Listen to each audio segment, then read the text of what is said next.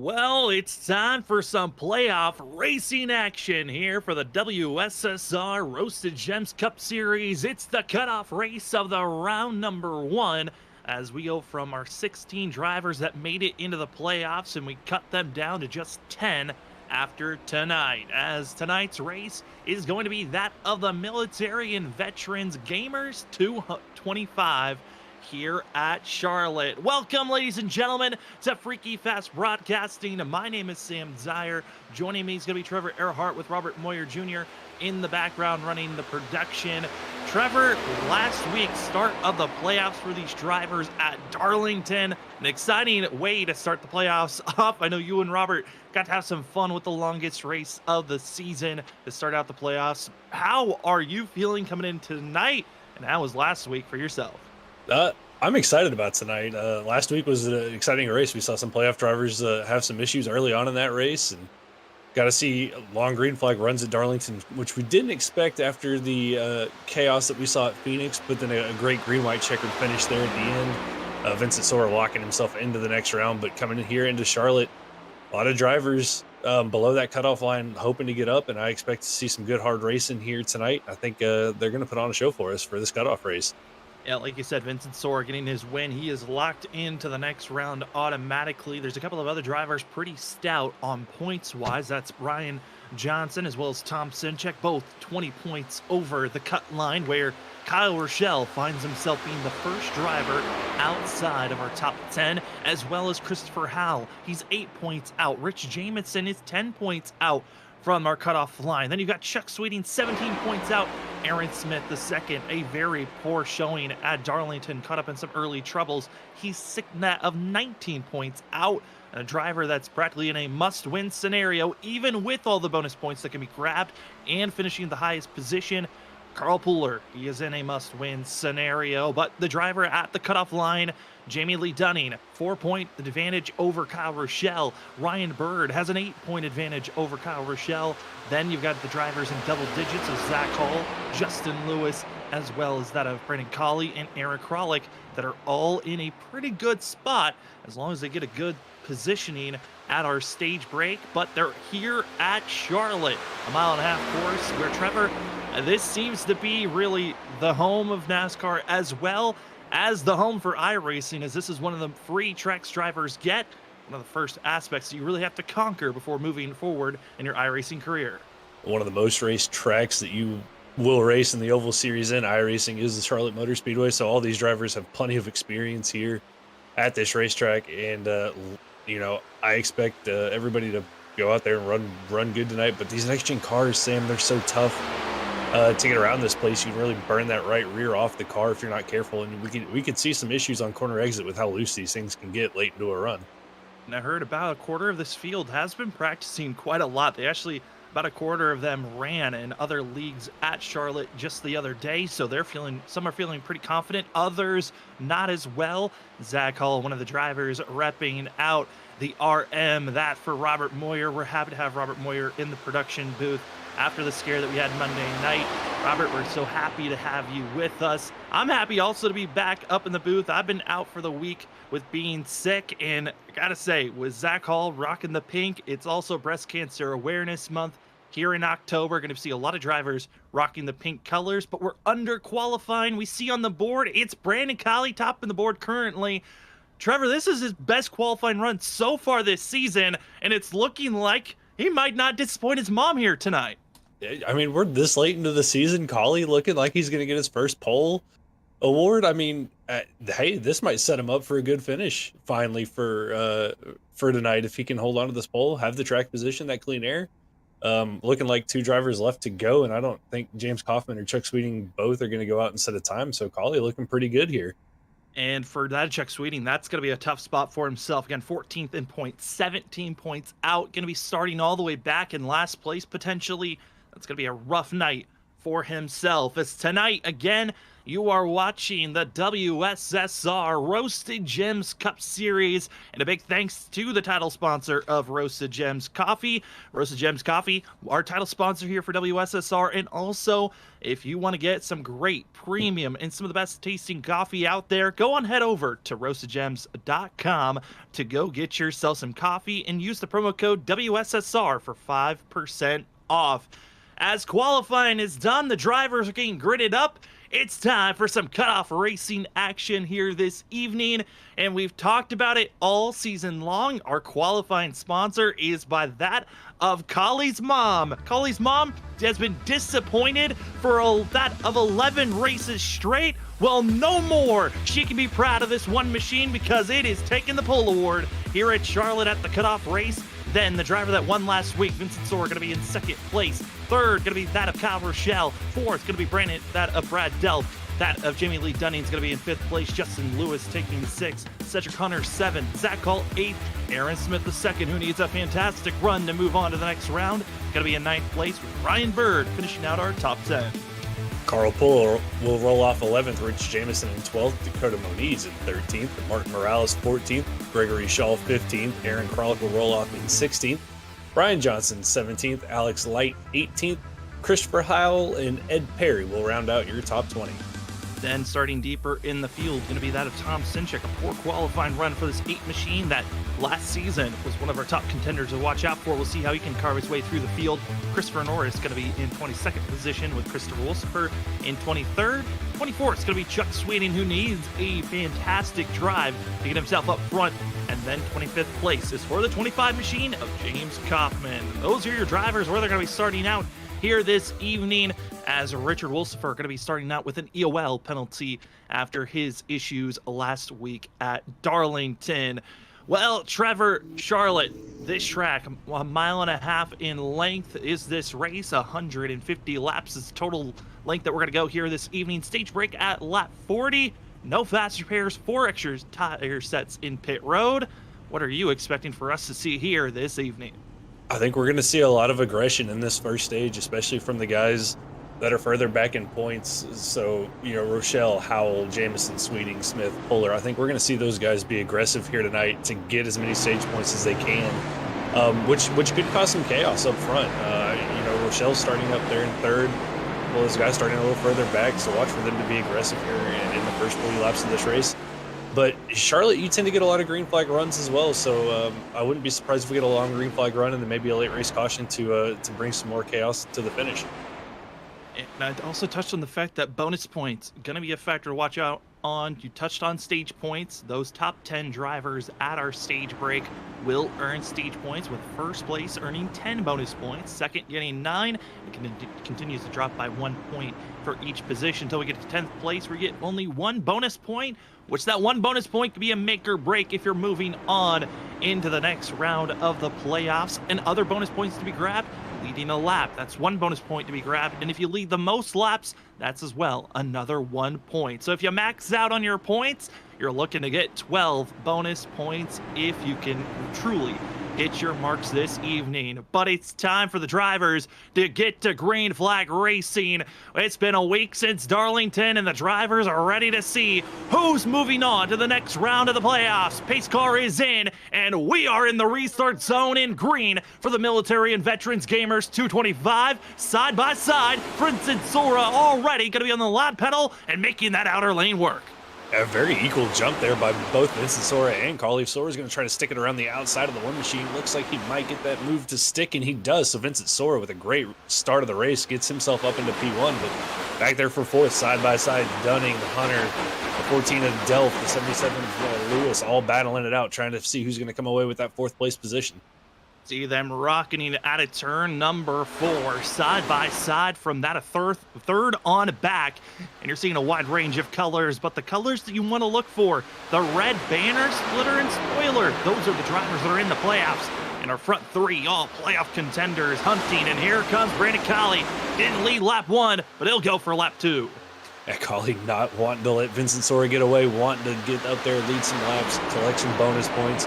with a great power move to the outside through 1 and 2. Sora coming under a little bit of pressure there from the 21 to Rochelle, but Rochelle going to lose some momentum there, and now Delph to his outside, trying to see if he can take that spot away for third. And Brad Delph talked about how this is a track a lot of iRacers know very well, because it's one of the free contents that you can get once you get a subscription to iRacing, and Brad Delph showing that experience level. He might not have been very fast at the other courses, but this is the 14's best start to any race so far this season. Delph showing great speed early on in this race, and right behind him, Justin Lewis trying to make that outside line work as he's side by side with Dunning. A little bit of contact there. Hunter's going to take it 3 wide. He's going to get 2 for 1 as those two get caught up with each other and lose a lot of momentum. And here comes Aaron Smith right behind him trying to follow suit.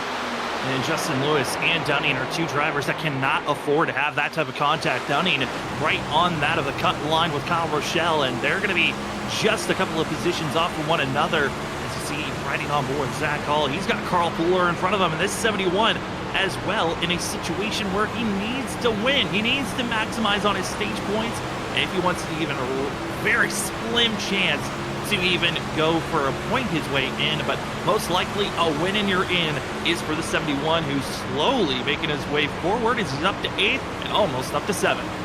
Yeah, Puller, after missing last week at Darlington, like you said, most likely in a must-win scenario unless a lot of issues befall some guys ahead of him in points. But 71 looking fairly strong right now, trying to find a way around that 77 of Lewis there. Now looking to the outside here in 3 and 4. He's going to get side by side with him here coming off of turn number 4. Not trying to get a run there, but he's going to get caught up behind Dunning, and I think he's going to stall out there on the outside line. They're cutting all over the place. You saw there the 71 going high, the 77 ducking low, and Trevor, this is kind of expected with fresh rubber here in the early going, but drivers already behind, going to be having some issues for themselves, and that's Tom Sinchek deep in the field, as well as Gregory Shaw out of turn number 2, got loose, and they're both going backwards quickly. Yeah, Shaw got into the back of Martin Morales in turn number 1 after Martin hit the wall.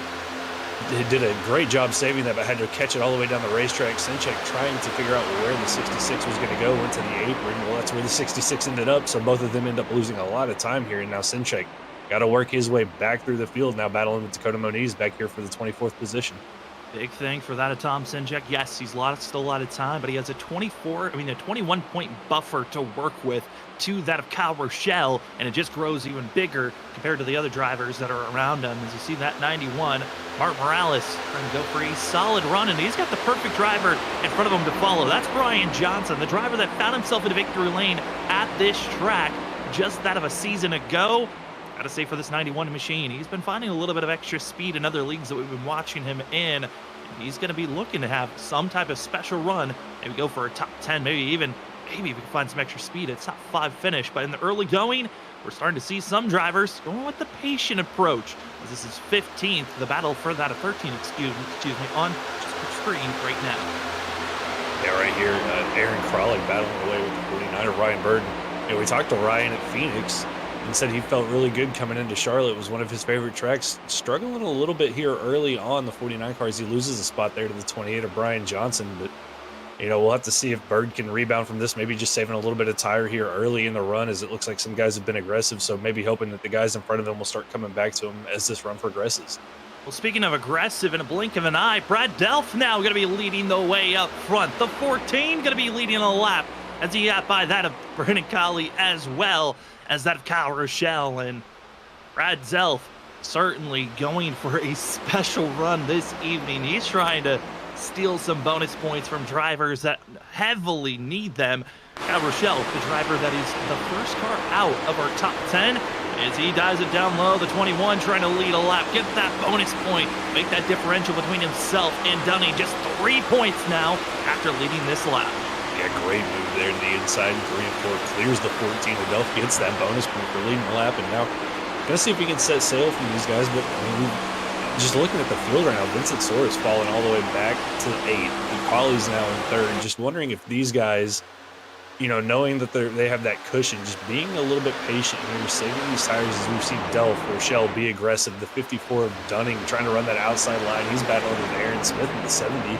That's for 5th and 6th. Those two have been aggressive as well here tonight. So I think we're seeing 2 different strategies here early in the stage. Be aggressive and be patient. And we've seen the guys who are being aggressive moving through the field.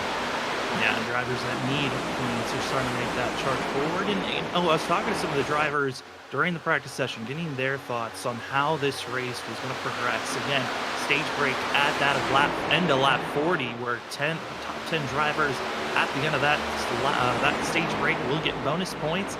Some drivers were thinking, I'm just going to run the passive approach. I'm going to just aim for a top 15. If I finish there, I know I'm good on my points that I've saved up. Yes, it could be close on points, but at least I know I'm going to be good. Other drivers kind of go for a much more secure approach, as many stage points as possible. So then you don't really need to worry about, a certain position you need to finish on to make sure you're locked in. Yeah, it's a good strategy to have there for those drivers.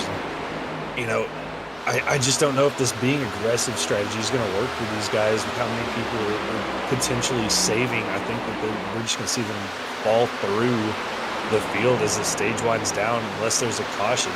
And these positions that they've gained early in the run, they might end up losing them all back. As we are now on lap 14, this is around the time that, for those drivers that were being patient, will start to make that lunge forward. That tire wear aspect always going to be a key. And, Trevor, these drivers all talk about contact. Justin Lewis into the wall. Jamie Lee Dunning in the 77. Justin Lewis was fearing that type of a moment all throughout practice. He was telling me he just did not want to get contact with anyone else. And the nightmare happens for the 77. Yeah, it goes through the infield grass there, but does a great job of hanging on to it. Falls back to right behind. I believe that's the 91 of Martin Morales. So goes from running, just outside the top 5 now, back here to, I believe it's going to shuffle him to about 15th position. But some form of comfort there for Lewis is not a lot of damage to that 77 machine, so he can take a deep breath there and regather himself and see if he can work his way back up and to get some stage points here.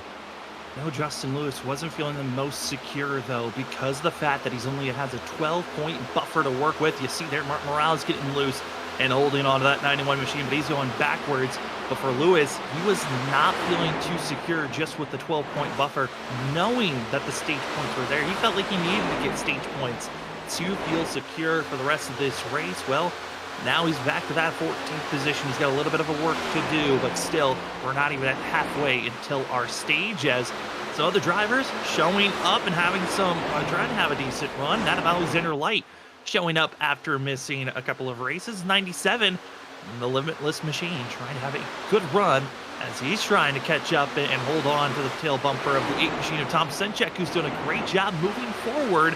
As Yates up to 15th place, and he's watching some 3-wide sketchy situations up front of him.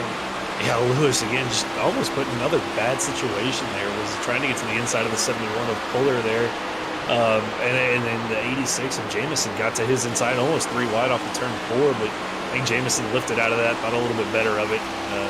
For the 77 of Lewis now coming under pressure from the 8 of Sinchek, who after getting held up behind the 66 of Shaw has done a great job driving back through this field. Yeah, he fell all the way back to that of 23rd position, and then has now moved up to 14th. He's done a great job, up 10 positions from the last time we talked about this 8. Rich Jamison, though, in the 86. This is a driver we got to watch out for because he is currently 10 points out from Jamie Lee Dunning. He needs to make the move forward for this 86. He might be saving those tires, but currently right now he's losing time as Lewis, Carl Buller, and also that of Dunning all stacked up with one another. I think we're starting to see now that tire wear from these drivers who have been aggressive. You can see them start to slide out of the corners and get loose. Is now Lewis looking to the inside of Dunning, who's been running that outside line pretty much all the way around the racetrack. Don't know if that's where he wants to be or if that's kind of where he's been forced, but that 54 really starting to struggle now as he gets passed by Lewis and Sinchek to the inside, and now the 86 of Jamison also, the 54 just falling back through the field. And why exactly would you say that outside lane isn't where he would want to be or feels like he's being forced up there compared to the drivers that are around that inside lane? And, with these cars, it's just weird. Sometimes at some tracks, you can really, ride the wall, rip the fence, as they call it, and make up a lot of time. And I think with fresh tires, the outside line here is really the place that you can make up a lot of time. But after a little while into the run, it really puts a lot of heat into that right rear tire and causes you to get really loose off the corner, makes the car really hard to control, and you end up losing more time than you gain, and then the inside line just becomes the preferred line later in the run. And I think we're starting to see that as everybody's kind of worked to the bottom. We see Lewis now on the top line as he tried to get around Puller, but now under pressure from the aid of Sinchek.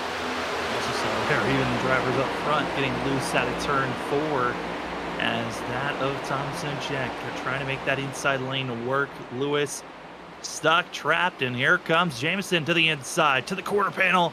Has to bail that off just for a quick second.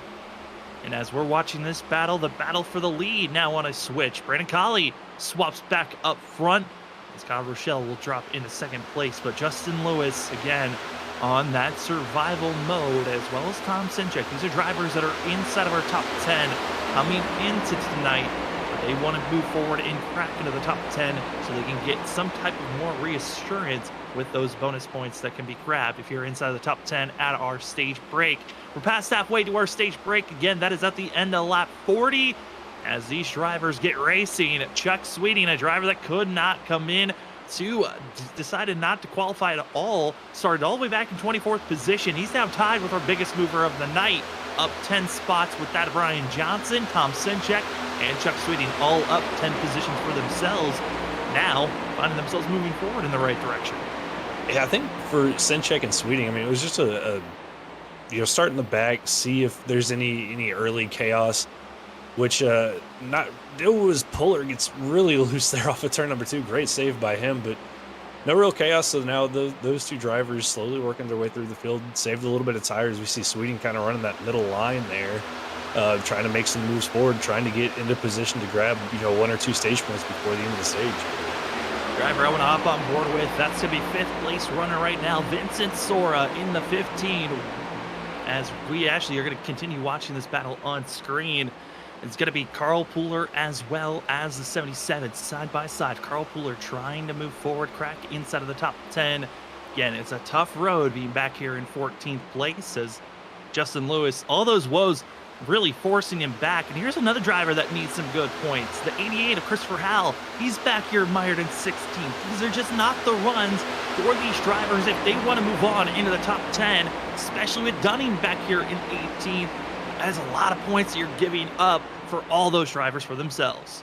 It is, and you can just see how much these drivers back here are struggling after they were aggressive. Puller, just that car does not look comfortable off the corner exit. It's going to allow Lewis to get to his inside. Christopher Norris is there. Dunning's starting to make up a little bit more time on these drivers as they battle, but I don't know how comfortable he is with those cars. You see the movement out of the corner, how much these cars are moving on these drivers.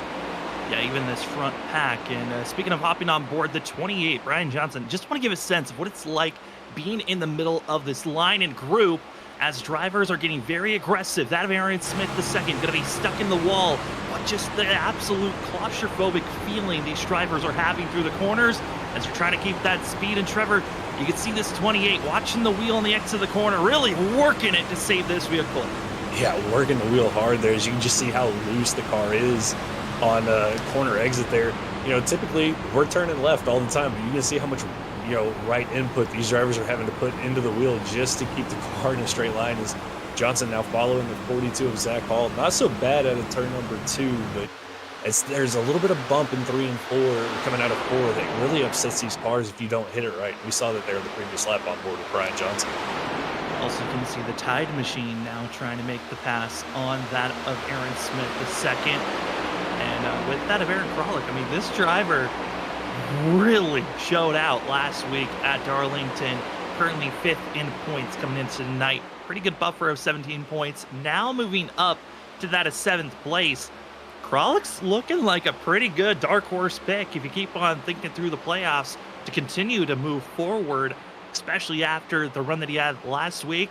Currently 7th. That's a good bonus points to grab heading into the rest of this race.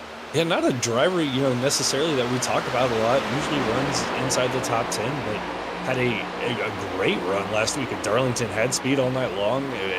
Really good pit strategy there at the end. Was able to come away with a 3rd place finish and move himself pretty high into the points as he came in the lower half of our top 16. So for Aaron, as he got loose there off of 2, but trying to hold on here, get these stage points to really solidify his chances at making it into the next round. And as we watch this battling here, we got to move up to the battling for our front three because Cedric Hunter is fighting for his life to that of Vincent Sora. And Sora is on the charge, one of the faster cars on track. Zach Hall is the fastest, but contact deeper in the field. Christopher Norris in the 38 spun around.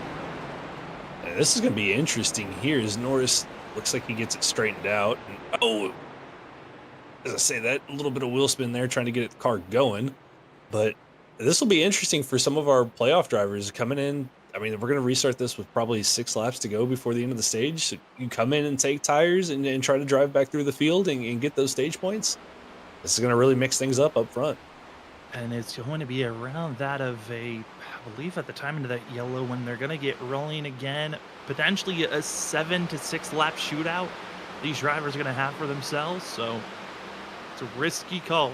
Most likely, if you're going to find yourself taking that opportunity and chance to come into pit road, it's one of those things where the drivers, if you're going to take tires now, you're most likely not going to take tires at the stage. And you're just going to try to run that little stint out as long as possible. As our first caution of the day is out. There's a self spin by that of Christopher Norris out of turn number 4, as we do not have the replay at this time. But you see the drivers in blue. Those are your drivers inside of our top 10 going for stage points.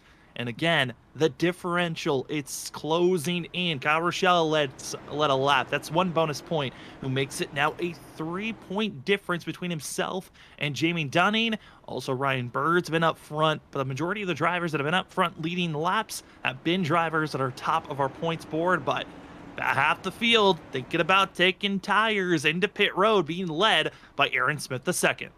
Yeah, not surprised to see some of these guys that were further down in our points coming in, taking tires, and people who were struggling. I mean, Pullers in, Smith, Jameson, Howell's also in. I think Lewis came down pit road as well. We really saw him struggling toward the end of that run. Surprised that Dunning decided to stay out there with kind of how he was struggling there at the end of that run. But Sam, this is going to make this really interesting, this little bit of a run that we're going to have before the end of the stage with these guys on new tires. The speed difference they're going to have coming back through the field. Yeah, I mean, looking at our leader, Brandon Colley, on how fast he was running, he was his last fast lap before the yellow flag came out was a 32.5 second lap time. Now, for that of Colley, his fastest lap out of the whole entire race so far was a 30.9. That is about a second and a half really reach that these drivers are going to have on speed, meaning this is going to be a very fast run for the drivers that just took tires. Yeah, and I expect to see the guys who just took tires working that outer line, really being able to keep the momentum up in these cars using that outside line. But for these guys, you also just got to be smart. You got to know that you're going to have this closing rate that's going to be so much greater in the corners.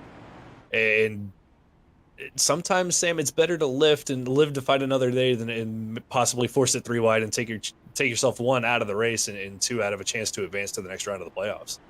I mean, the risk to reward, how much do you really want to throw away? But I like the call. If you're deeper in the field, you need stage points, take the gamble. You never know. Late cautions could blossom again and put you back on sequence later on in this race. But Trevor, I want your thoughts on this. A couple of drivers, that being Gregory Shaw, Ed Perry, both deciding just to come in, get some damage repair, top off on fuel, not taking tires. What are your thoughts on that pick as we're coming at it to you right now? It could just be felt like they had damage that was slowing them down. So come in and get that fixed, save that set of tires. For Shaw, Perry, they're not in the playoffs, not really needing those stage points. So maybe just getting some damage fixed there to make sure that their cars are right for the next half of the race. How is this going to all translate? Well, it's time to find out. It's going to be a 6-lap shootout. If a yellow flag comes out before the end of lap 40, that will count as our stage. But for the drivers up front, top 10 is the goal for those that are inside of the playoffs. Brandon Colley, that is Cedric Hunter, Zach Hall, Vincent Soar, Aaron Kralik, Brian Johnson, Brad Delp, Kyle Rochelle, Ryan Bird, Tom Sinchek, your top 10. Watch out, Aaron Smith II, as well as Justin Lewis, Carl Pooler, Jameson, and also others deeper in the field. They got 4 fresh tires. Everyone else on the old. And we're back to green flag racing here for the military and veterans gamers 225. And already 3 wide. Zach Hall gets bumped up into the outside wall, and we're 3 wide for the lead before even to turn 1. Yeah, a lot of wheel spin there on those old tires from our leaders, and Sora took great advantage of that. Gets to the outside. Cedric Hunter is going to clear Hunter off in turn number 2. And what a restart there from Vincent Sora as Collie and Cedric both spun their tires. Vincent goes from 3rd to the lead. And drivers deeper in the field talking about those fresh rubber. Aaron Smith the second already from that 16th up to 11th. Make that 10th. This 70 machine is on the go. 5 laps to go in the stage. Yeah, you can see there, got cut off there by the 14 of Delph. Now we're going to look to the outside. Delph's going to be side by side with the Lewis, or with the 49 of Bird. And Smith just going to take it 3 wide to the outside. You can see the difference in grip that the 70 has over everybody else. Now going to cut to the inside down the back straightaway past Aaron Kralik and the 21 of Rochelle. Smith is going to be there, I think, by the end of this stage, provided a caution doesn't come out. And that's a big thing here. If a caution comes out, that could change everything. And there's a lot of jostling going deeper in the field as the 70 machine. Keep eyes on this, trying to get to the lead. And if the 70 machine wins the stage, leads a lap, that's 11 bonus points that will go to that Aaron Smith II, who came in 19 points out from the good from these drivers. He was needing some big bonus points to be grabbed.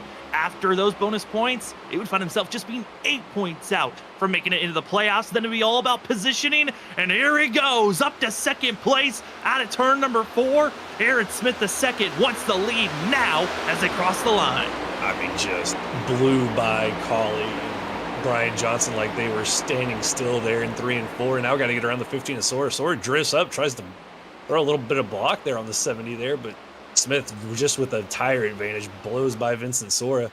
And surprising, Justin Lewis also on those 4 tires really hasn't made as much ground as Lewis made up, or as Smith made up there in that run. But as I say that now, looking to the outside of Cedric Hunter and the 42 of Zach Hall. Oh, and Kyle Rochelle's going to get loose, which is going to force the 56. Richard Wolsifer, who's also on some fresh rubber, he's going to be just brushing the wall here just gently. But here comes the 3 wide as the 77 throws it to the wall. Here comes Richard Wolsifer, going to be trying to go 3 wide as well. He'll be boxed out, trying to hold on for himself. Zach Hall's trying to duck and weave and follow in line. And all the drivers to watch out for also back in 11th place and 12th. That's going to be Richard Jameson and Rich Jameson and Carl Pooler that are both trying to carve their way through this field and get those bonus points as they can. But whoo, this is it. White flag for the stage. It's all about making to the end of this lap. And how many positions can you make up as Justin Lewis and Aaron Smith, they conquered their goal 1st and 2nd. Yeah, they got what they wanted, got to the lead. Especially for Smith, he was able to get to the lead a lap, going to win the stage here. But for Justin Lewis, after the little bit of contact he made with the wall and sliding through the infield grass, recovering here to finish 2nd in the stage, he's going to feel good about that. Richard Wolfsburg is going to cross the line in 3rd, so great run for Richard after taking those fresh tires, moving his way through the field. He's going to come home 3rd here on the stage. That's going to be 6 bonus points given to that of Rich Jameson, which is going to help him a ton. Carl Pooler, though, did not gain enough positions. He will be in a must-win scenario for the 71, and now we'll have track position. And for those that just took tires and fuel, now is the gutsy call. Do you come in, stay on track and pace with everyone else, or do you stay out? As drivers will get ready for pit stops, here is your top 10 getting those bonus points for yourself. It's going to be the 70 machine of Aaron Smith II, Justin Lewis in 2nd place, Richard Wolsifer 3rd, 4th goes to Vincent Sora, Rich Jameson going to get 5th, Carl Pooler 6th, that of Brandon Colley gets 7th, Brian Johnson 8th, Zach Hall 9th, and Cedric Hunter getting that last bonus point here for Charlotte. It's the last race of the cutoff here for round number 1 for the WSSR Roasted Gems Cup Series. We'll be back in just a few moments to take you to the end.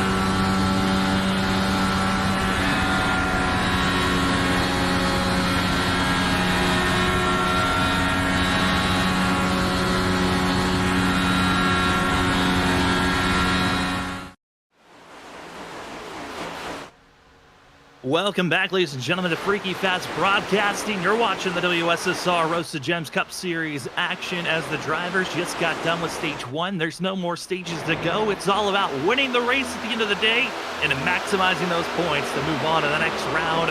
We're seeing drivers going backwards, about that of 3 to 4 drivers deciding to stay out on older tires.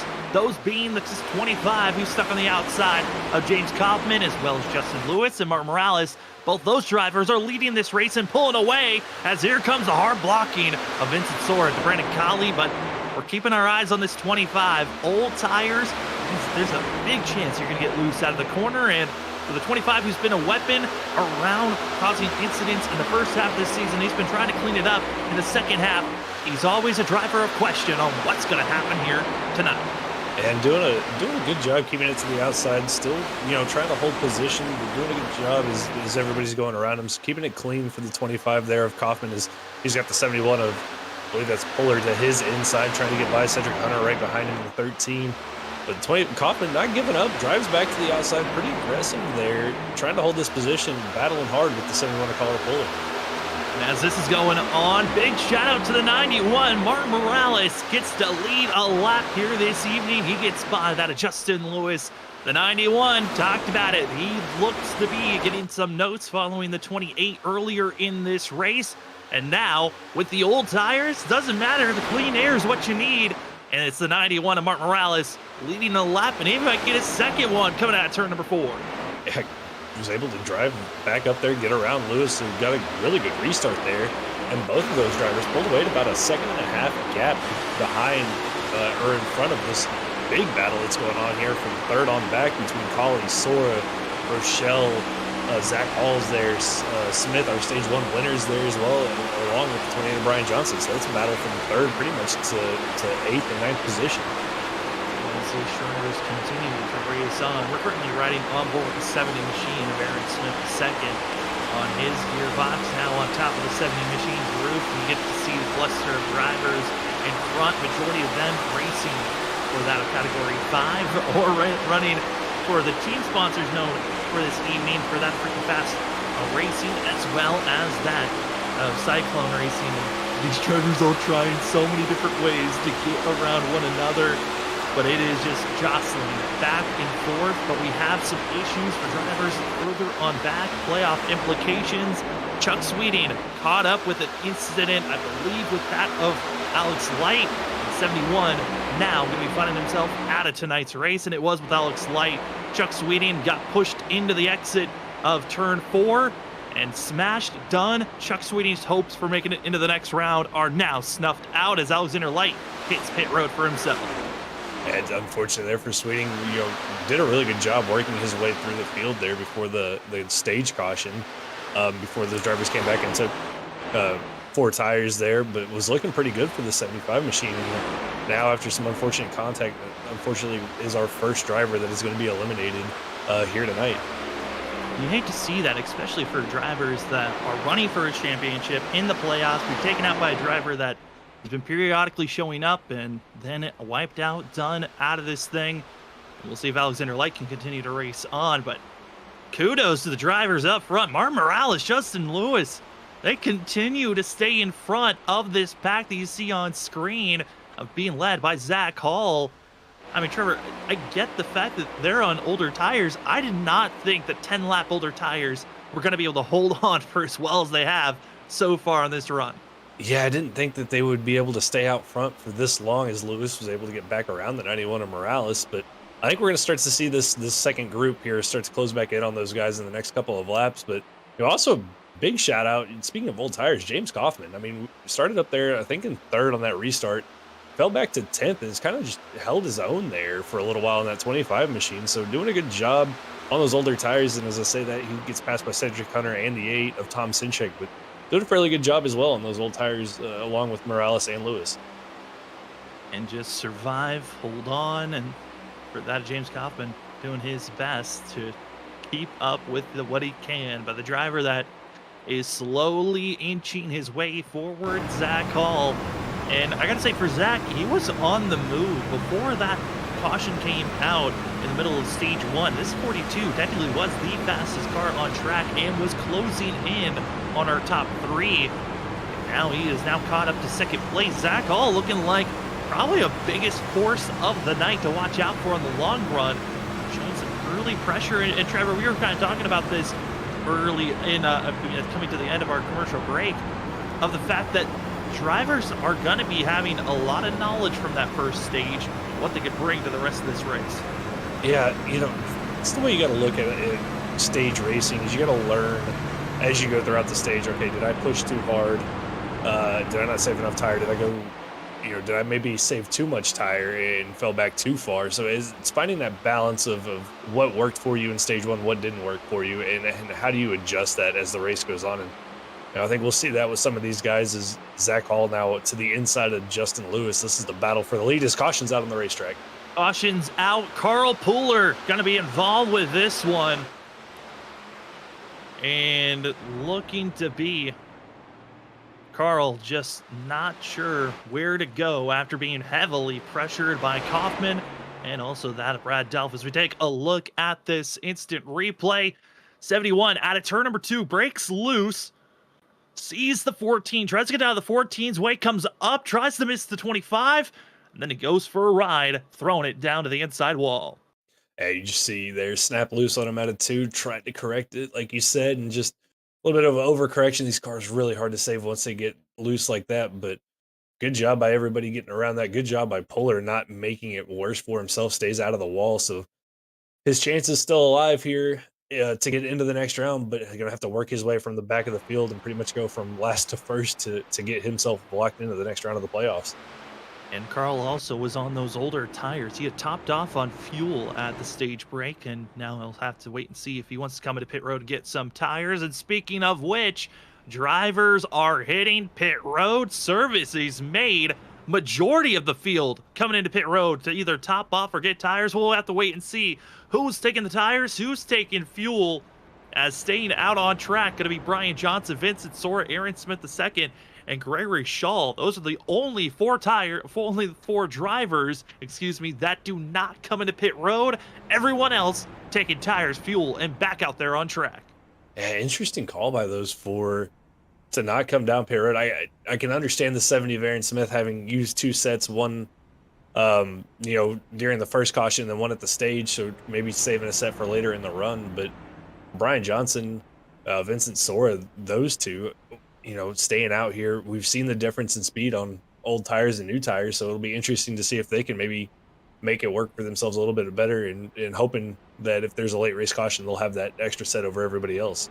Curious also for that of Brian Johnson and Vincent Sora, if they maybe saw what happened there with seeing Martin Morales and Justin Lewis, how far they were able to just pull away from the rest of the field with a great launch, using up those tires early and just keeping a good gap.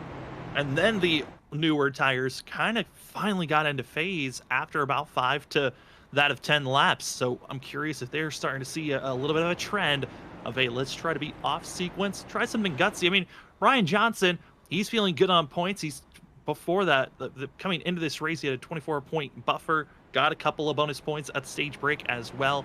Going to get a bonus point for leading the lap. Vincent Sora is already locked in.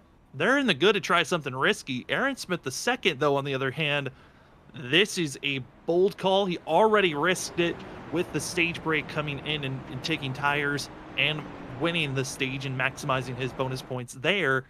Gregory Shaw, just out here having fun. Why not try something different? I think the 70 is the one that's in the most trouble going into this scenario. Yeah, like you said, Brian Johnson, Vincent Sora, I mean, Sora's already locked into the next round. Brian's got a pretty good points gap, so why not try something different?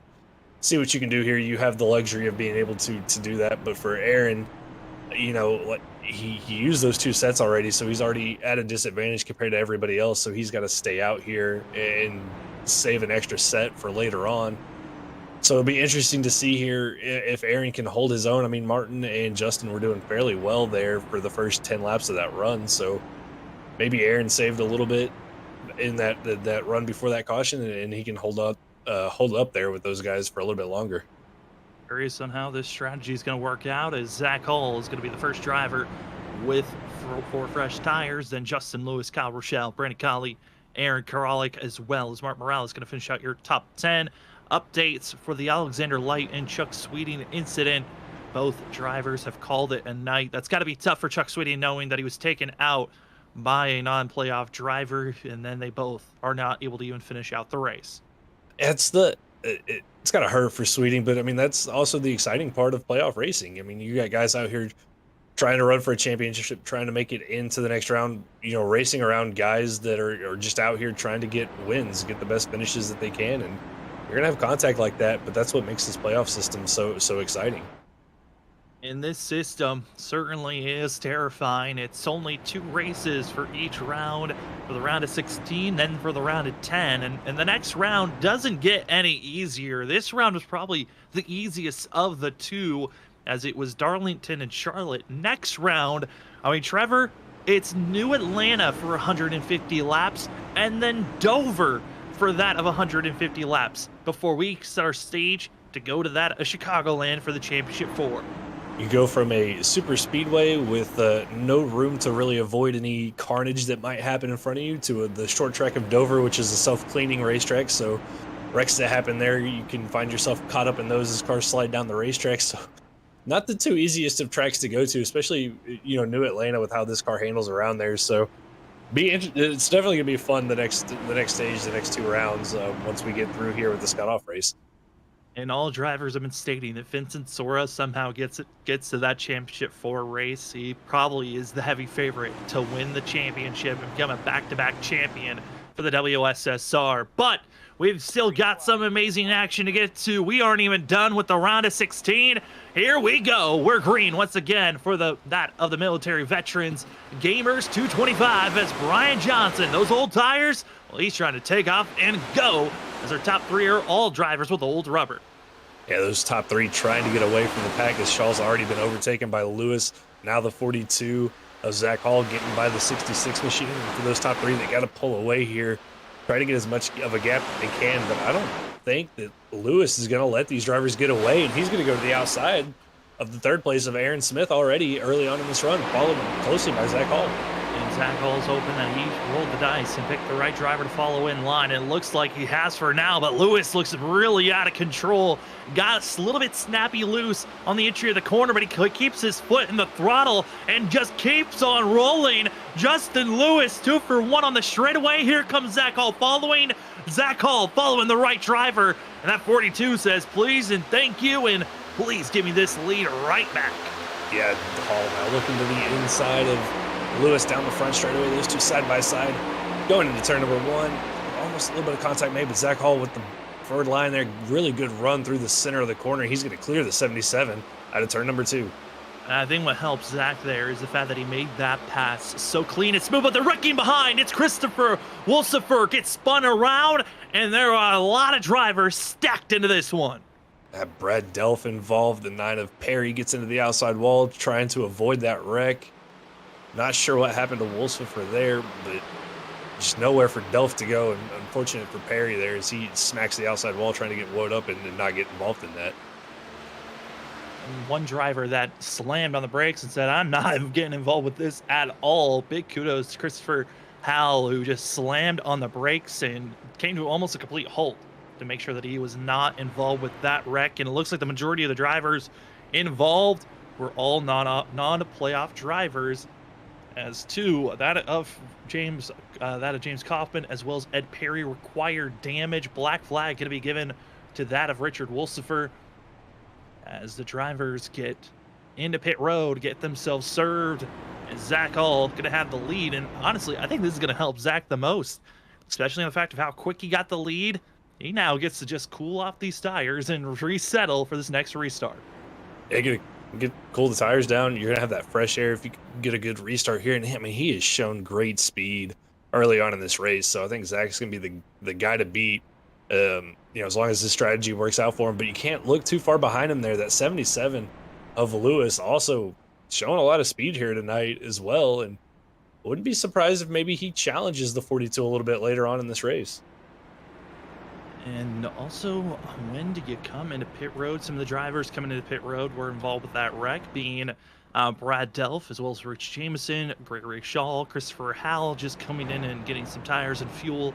That of Richard Wolsifer, Ed Perry, James Kaufman, all gaining service. Again, that of Kaufman and Ed Perry require damage. It's a black flag with an orange circle given to the drivers, indicating to them you must come into pit road, get that damage repaired before you can go back out on track, as we still only have 2 drivers officially out of this race, being Alexander Light and Chuck Sweeting. So we're on lap 66. Trevor, this race, I mean, we know that we can get a long green flag run. We got to see a little picture of that during stage 1, but how do you think these drivers are going to have to mentally attack the rest of this race as we're closing in on halfway? There's no more stage breaks, no more bonus points in that fashion to grab. But for the drivers that are in the middle of the field, like a Dunning or a Carl Pooler or that of Rich Jameson, how are you mentally going to try to set up to tackle the rest of this race, knowing that you need to finish up front to move on to the next round? I think we're going to see for those guys, you're going to have to play your pit strategy perfect, and you're going to have to do something different than what the leaders do to try to get that track position and get up front from where you currently are. So I think we'll see those guys try to pull off a different strategy compared to our leaders and the guys within the top 10, because I think that's going to be the only shot that those guys feel that they have to advance to the next round.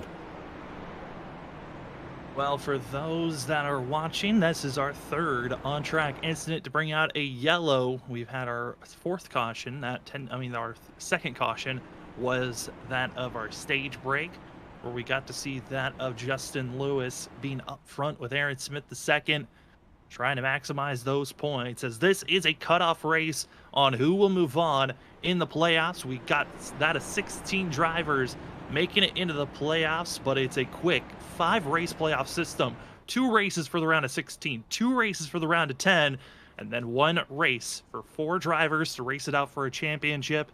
Vincent Sora, the only driver officially locked in to the next round after his win last week at Darlington, with the drivers to watch out for: Zach Hall, as well as Ryan Bird, Jamie Lee Dunning. Those are the 3 drivers that are inside of our top 10, but are at the bubble to watch out for, as that of Kyle Rochelle, Christopher Howell, and Rich Jameson were the 3 drivers just outside of the bubble. So they're going to need some amazing runs to make it into the next round, as drivers are still waiting for that 1 to go indicator. And because of that, gives us time to give thanks to some of our sponsors here at that of Freaky Fast Broadcasting. Big thanks to those at that of the iRacing iFlag. iRacing iFlag provides the best iFlag virtual flag system around, giving you clear indications on what the flag state is on track, as well as they have their digital pit board. Digital pit board can give you great information, such as your fuel usage for the last 5 laps, as well as how much fuel you have left in your car, what the track temp is, the weather conditions. So much great information to give you detailed ways to attack the track. Go over to iRacingIFlag.com and use our promo code to go get yourself a discount code today, as we are getting our drivers out of turn number 2. I mean, Trevor, last week Darlington, a very tough track here at Charlotte, already starting to show its little fangs of how loose this car is. We still have drivers on those old rubber. Vincent Sora, Brian Johnson, they're going to be stuck in the middle. Same with Aaron Smith inside of our top 10, but still a lot of work to do if they want to move forward, or at least just survive with where they're at. A long way to go still in this race for those 3. It's all about survival. Keep the track position, as much track position as you can until your pit stops, and then see what you can do at the end of the race. But Sam, this race, I think it's starting to get ready to heat up, especially for some of our guys deeper in the playoff field, and for these guys up front. We've seen how racy they've been with the blocks and their passes, and I expect more of the same here as we get ready for this restart. Pace car is off, and it's time for us to get into the restart zone, as we are back to green flag racing for the military and veteran gamers 225 here this evening, in that 42 gone like a rocket ship, and here comes Vincent Sora in line. And Sora following behind the 42 there. Zach Hall had a really good restart. The 28 and the 70 of Johnson and Smith both kind of spun their tires. They lose a little bit of ground. Sora holding on to second place, but for how long is Lewis trying to find a way around that 15 machine? Looks to the outside, now to the inside, almost makes contact with the rear bumper there of Sora, but going to get that pass cleared. And Brandon Colley now going to look for a way around that 15 machine for the 3rd place. Going to take it to the inside. They're going to be side by side down the front straightaway. Brandon Golly, our pole sitter. He was the fastest during practice, fastest during qualifying. Been patient during this race. It's side by side with Vincent Sora. Now Sora's on those older tires, but he certainly is in the right spot to defend on those older tires for himself. Yeah, pinched Carly down there in 1 and 2. Was able to stay side by side with him down the backstretch, and here again in 3 and 4. Trying to hold that 1 car down to the bottom as best he can, but Colley's going to clear him. That's going to allow the 8 now of Tom Sinchek to get to the inside of Vincent Sora. Sora now kind of stuck in that outside line, not quite where he wants to be, and losing ground is now Johnson's going to take it to his inside. And remember, without Brian Johnson as well as Vincent Sora, both drivers on old tires, and they're doing a decent job keeping themselves inside of the top 10. The other driver on old tires out of Aaron Smith II, doing his best to just hold steady on where he's at back in 11th place, as we're right on board with the 28 machine of Johnson. Gets a little bit there low and a scary spot for himself. But man, a lot of these drivers over the radio feeling the absolute terror of coming out of turn number 4. Yeah, we saw it there with Johnson getting loose. The 77 of Lewis got loose out of 4 as well. Almost spun himself out. I don't have Zach Hall to get to his outside, but Lewis holds on. Already seeing it early in this run. Drivers struggling on the exit of 4, just being aggressive, and everybody getting loose, but doing a good job of holding on to it. As we're running on board for Team Cedric Hunter, just want to give an update to the audience. We will not be able to give you live updates on where drivers will be at the point of the last couple of laps in this race. We're going to have to wait until post-race to let you know who's in, who's out. We can let you know where they stood coming into this race, where we predict where they could be with some of the bonus points that have been grabbed, but we do not have 100% solitude on where drivers are at points-wise. So we're going to do our best. Right now, we just continue to watch this race as we inch closer and closer to halfway. There's only a couple of absolutes we have. That's that we know Vincent Sora's locked in. Chuck Switting's not moving on. And the 71 of Carl Pooler has to win. Those are our 3 absolutes so far. But for the rest of these drivers, it's up in the air on who's in and who's going to be out. That it is, and for Puller running back there in the 15th position, really got to find some pace in the 71 car to get up to the front to see if he has anything for these guys. But up front, battling continues. Aaron Kralik trying to get around the 15 of Vincent Sora finally does. Rochelle, who's been hung up behind those 2 of Sora and Johnson, finally goes to the outside. He gets around Brian Johnson and gets around the 15 here. Vincent Sora in turn number 1, so the 21 moves up. Is now Sora and Johnson slowly starting to fall back through the field on those older tires. And they continue to fall backwards. And now I'm kind of in that interesting spot as Kyle Rochelle ducks it down low on the 0-1 of Kralik, having to be aggressive, needing to make every move so precise at these tracks as everyone's searching for that blue line as we hop on board with the 21. Driver that has been notoriously known for being very aggressive, and you can see how much he's got to check up going into the corners. Almost every intermediate track, the super speedway track, every single time you enter the corner, that huge checkup can be, for some drivers they're aware, others are not. But certainly, Trevor, it feels like a horror film at times with how fast you can check up and get close in on somebody else. It really does. We saw it right there firsthand as Rochelle just about ran over the 13 of Cedric Hunter, and right behind him as he was trying to check up to not do that, Aaron Kralik in the 01 about ran over Kyle Rochelle. So it shows you how much of a checkup you have to have sometimes. You really got to be on your toes at all times with this car, with how snappy it can be, with how much of a checkup there is if you're running in a line. Always got to be on your toes, otherwise you're going to get caught off guard, and that could really end your night.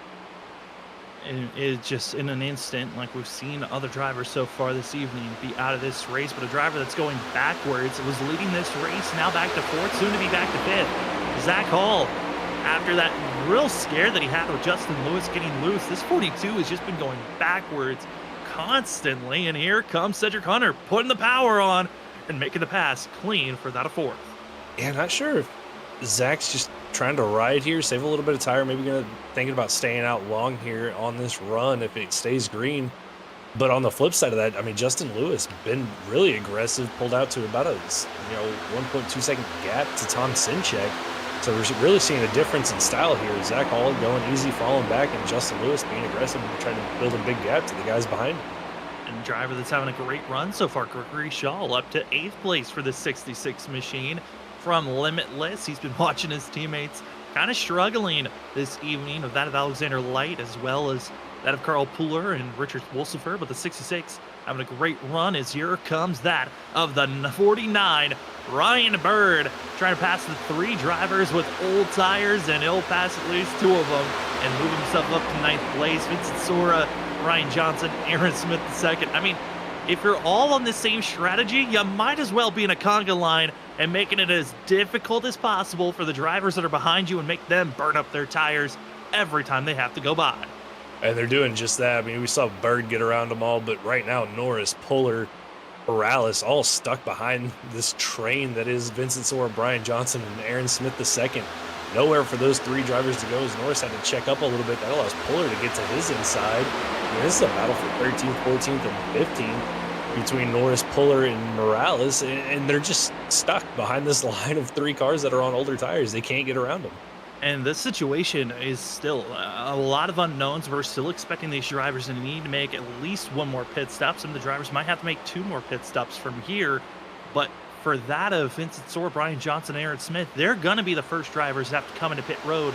The question is when. When will they do so? As Christopher Norris up 7 positions from where he qualified, as he's around a lot of other drivers that have been kind of staying stable. Carl Buehler down 3 positions. That of Aaron Smith second down 2 positions, but we look even deeper in the field.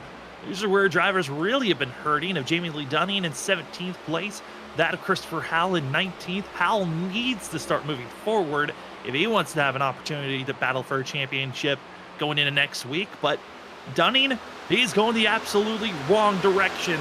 Most likely this 54 will not be racing for the playoffs anymore after the way that he's been performing here this evening. No, and it's unfortunate for Dunning. I mean, he's had good speed all season long. You know, was pretty consistently, inside or at the top 10 or just inside the top 15, was running in those positions, but really struggling here tonight in that 54 machine. Came in 4 points to the good, but with how much he struggled here tonight, Sam, I think you're right. The 54, unless something extreme happens, he might find himself out of the playoffs after tonight.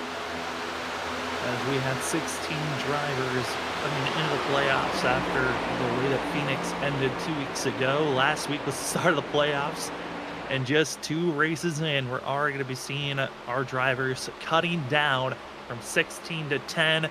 6 drivers will not be running for a championship. That of Chuck Sweeting, one of those that's already looking to be knocked out. Rich Jamison's not looking great, that he'll be moving forward. Jimmy Lee Dunning's not looking great on where he's running, nor is Christopher Howell.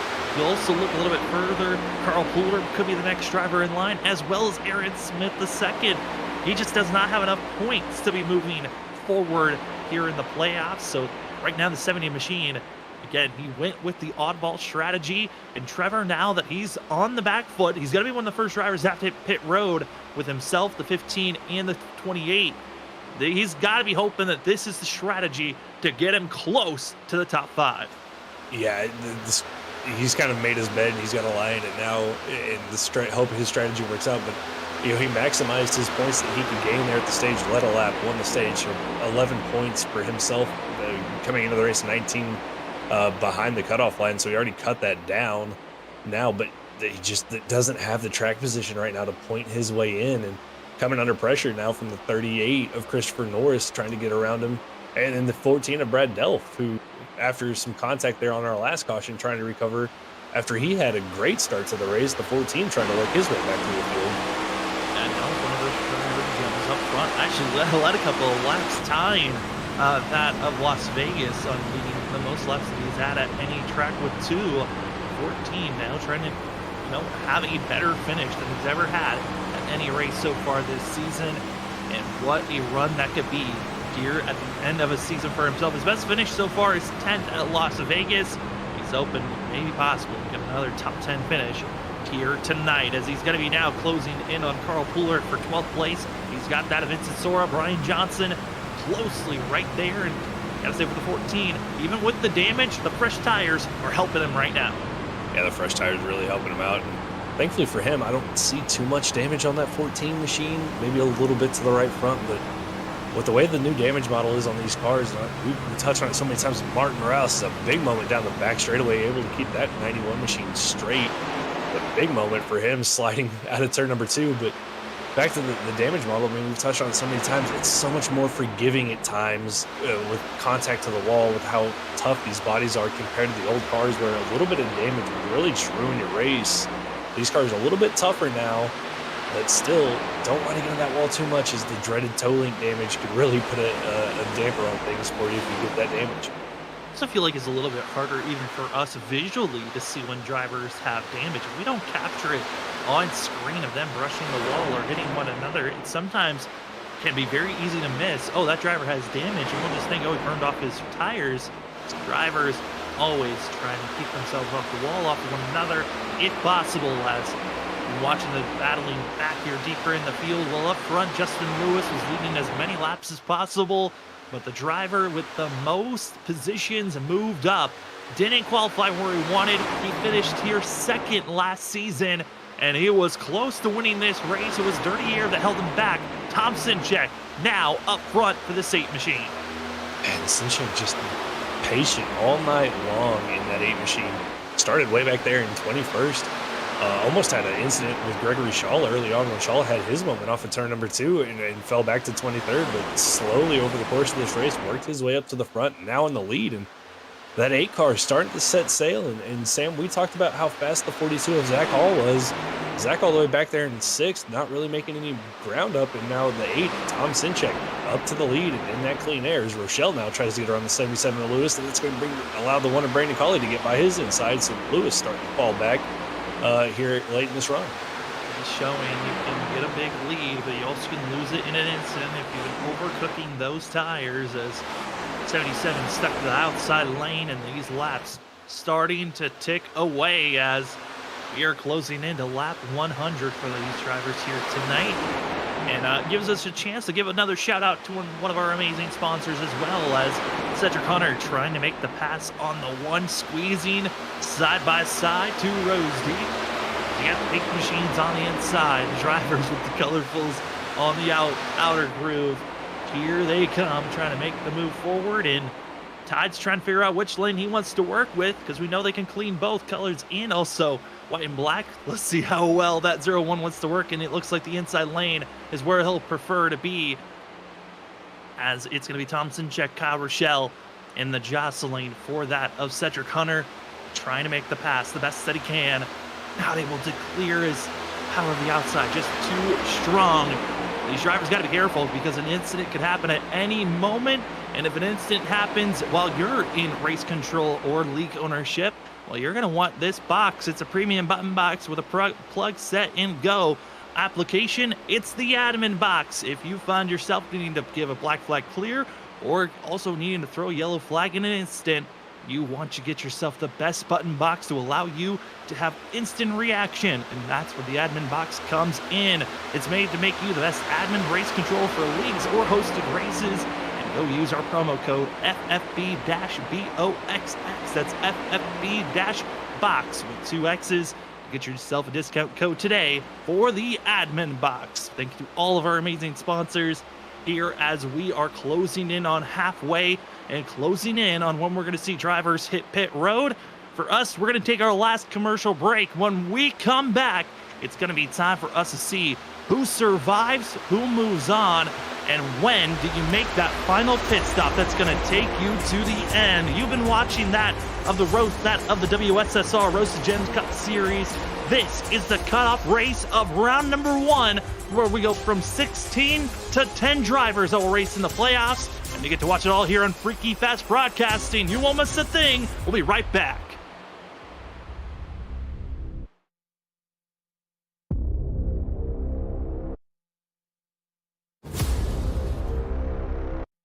They're wrecking, they're splitting, and it's a complete mayhem. We have a wreck at the front. 19 goes down into the 7, takes out the 00. They're 5 wide behind for pit. Oh my, the 5 wide here, this ain't gonna work, is it? They're already wrecking into turn 1, and now coming through that of turn 2. This is it, the Daytona. Oh no, the wrecking contact. Sets gets into the wall. Gonna be scattering on the outside. Drivers on the apron. Drivers coming out of nowhere. Edison on the outside trying to get the win. And it's William Edison stealing it at the line. Into the wall. The 18 trying to block. 77 to get into the 18. That leaves 3 of DJ Roberts. 17 to Gavin Rogers. 3 of DJ Roberts is going to steal the win here. But second fiddle so many times last season, Christopher Wade wins the Season 5 Daytona 200.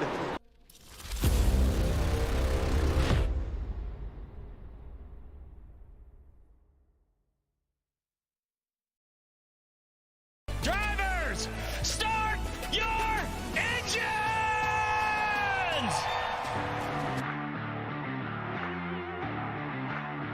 4, 3, 2, 1, green screen.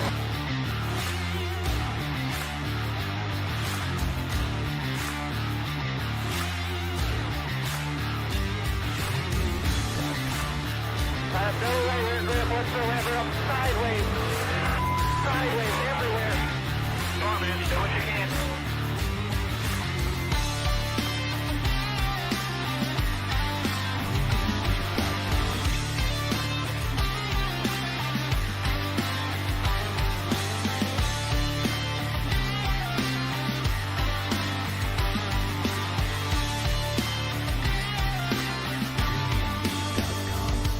The vibration in this car is the worst vibration that I've ever had, and the shifter's broken again.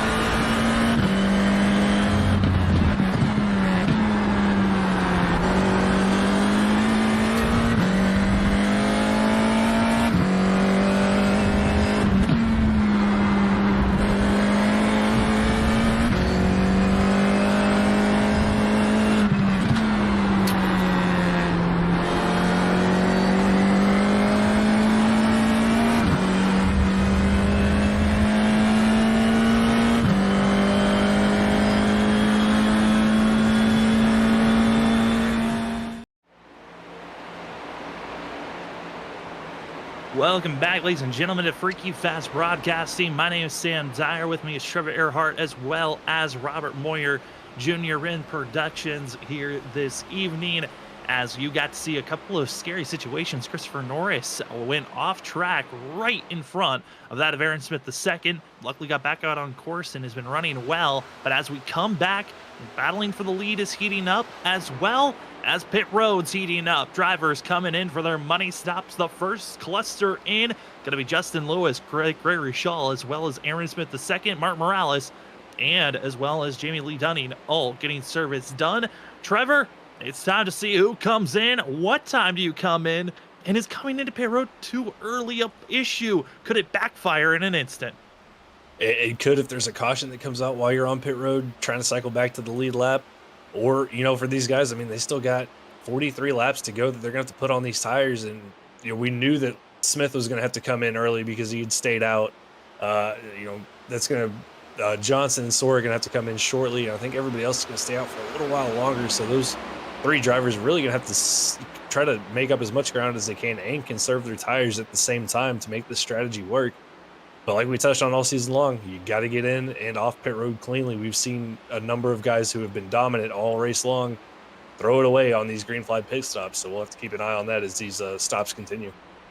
It's a little bit of a shimmy from the 13. A great launch at turn 4 for Zach Hall. And Hall brought up this same situation at the end of the stage 1 before the late caution came out and put us into a little bit of a 6-lap dash to finish out stage number 1. But this 42 has some long run pace, and he's now going to be trying to make the push for second. And there goes Hall in by his teammate of Cedric Hunter, as both rocking the pink for that for Cedric Hunter. He's always rocking pink. Zach Hall rocking the pink for breast cancer awareness as they're trying to catch up to Tom Sinchek, who has done a great job leading this race.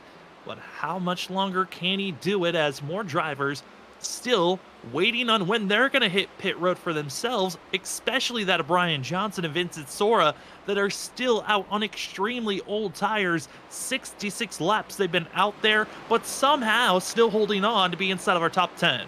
Yeah, doing a great job on those old tires. Brian Johnson 7th, Vincent Sora 9th. I mean, those 2 drivers just showing how much, you know, talent they have holding on to those cars. I mean, we've seen how loose people are on 20, 30 lap old tires, and those guys out there on 60s, you know, almost 70 lap old tires still running within our top 10. But you can see right there the difference is Lewis on those fresh tires blowing right by everybody. So I think we're going to see Brian Johnson, Vincent Sora here coming in fairly soon. And pit road over the radio, Vincent Sora saying he's going to be coming into pit road. But Trevor, pit road, how difficult is it to get into this into the pit entry? It's surprisingly difficult here to hit this pit road. You're carrying so much speed through the corner, trying to get woed up on the pit road. The cars get, you know, unsettled on the transition from the banking down there to the apron. You got to deal with the pit road wall, try to get these cars stopped in the commitment cone a little bit further back than you would typically think. So you tend to carry a little bit more speed in, so you just got to watch out for those pit road speeding penalties and getting loose on pit entry. Speaking of that, it's going to be Ryan Bird and Vincent Sora actually making contact on entry at last pit stop. We're seeing another driver heading into pit road. That's Kyle Rochelle. As Kyle Rochelle really coming in the lap before is Vincent Sora, Ryan Bird, Carl Pooler, as well as Dakota Moniz, and as well that of Christopher Howe, all coming into pit road. They continue to trickle in top 7, still needing to pit.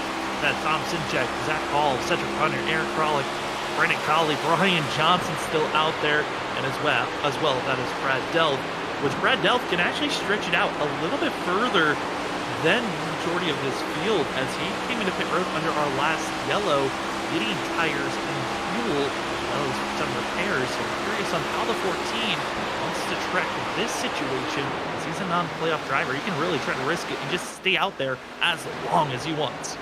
Yeah, it's going to be interesting to see what Delph decides to do.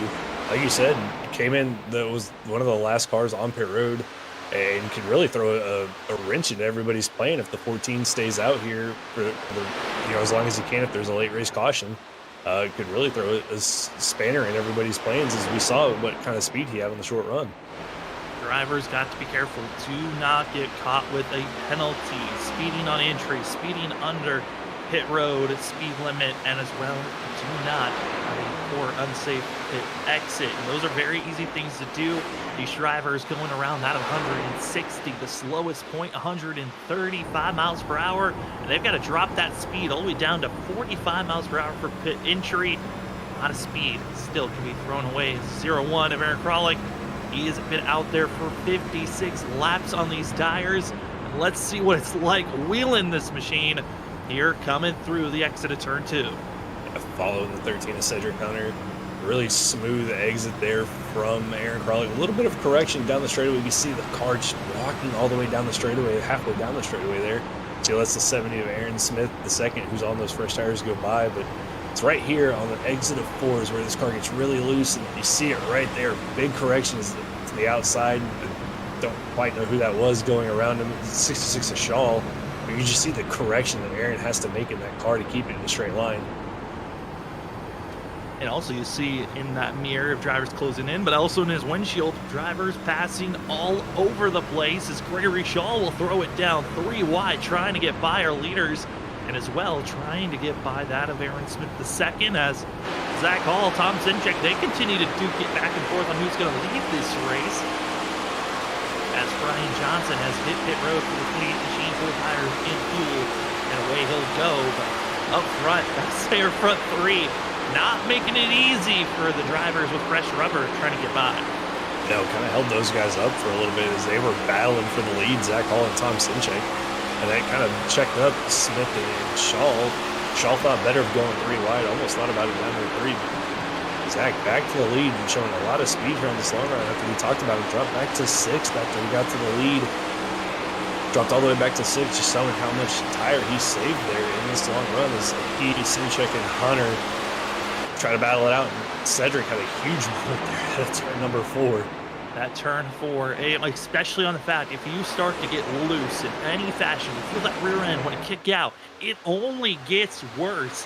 The more and more that you stay out there on track, drivers try to minimize it as long as possible, but when you're 59 laps, almost 60 laps of racing and heat built into these tires, a scary moment there.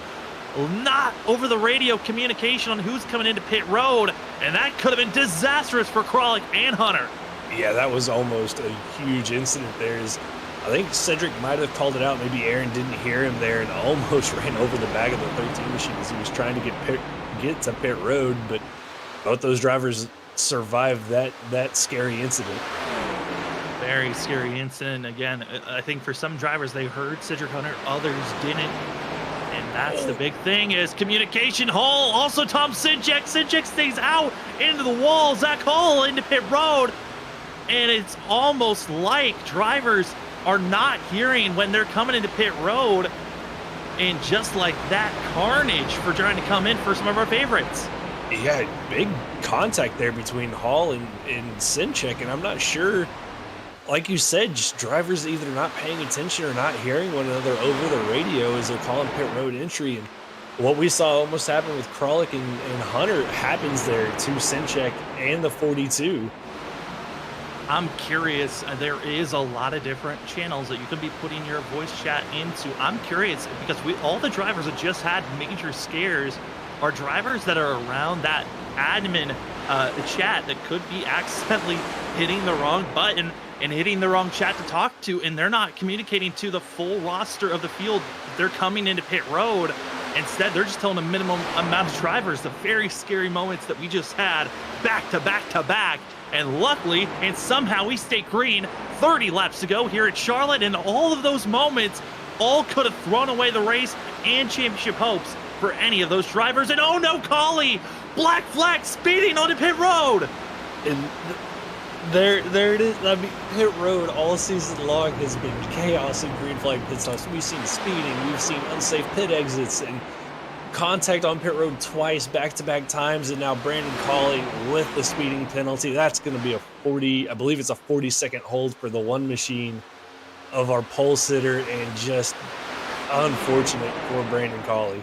And he was already in the hole by staying out as long as he could. As here comes Kralik closing in on Brad Delf. Delf can continue to stay out. Again, he's banking on yellow. The driver that's trying to close up the 14 is Justin Lewis. As the laps continue to tick away, Colley going to be going 1 lap down, if not 2, as he still has another that of 15 seconds to stay on pit road, and he is going to go another lap down. This is disastrous for that of the one machine, who's going to lose another position here, potentially to that of Richard Wolsifer. Man, it's just throwing things out the window. Talked about it. Any of the drivers from 2nd all the way to 15th in points all had a way to get kicked out of the playoffs. Well, it's one of those drivers. He came in 6th in points. Colley is in a troublesome spot. He needs a couple of yellows to come out, get back on the lead lap. Yeah, only came in plus 14, and now losing those 2 laps, maybe even 3, puts him all the way back down there in 20th place. This could really affect Colley's chances at making it to the playoffs or making it to the next round unless we get a late race caution. And the big thing that I'm going to throw out there for that Brendan Colley, again, he's got to be careful with that of Aaron Smith, the second running so well as Justin Lewis running as well. I mean, that of seeing Aaron Smith second running well as that of Jamie Lee Dunning, because if Dunning finishes a certain amount of points ahead of this one machine, that would put him as that bubble driver that could get knocked out by Smith. A lot of different mathematical situations, and guess what? It is all coming to a close here very quickly as we're closing in on 25 laps to go. Jamie Lee Dunning cannot afford to be losing more positions. The 54 just stays high, practically just rolling over and letting all these drivers drive on by with ease.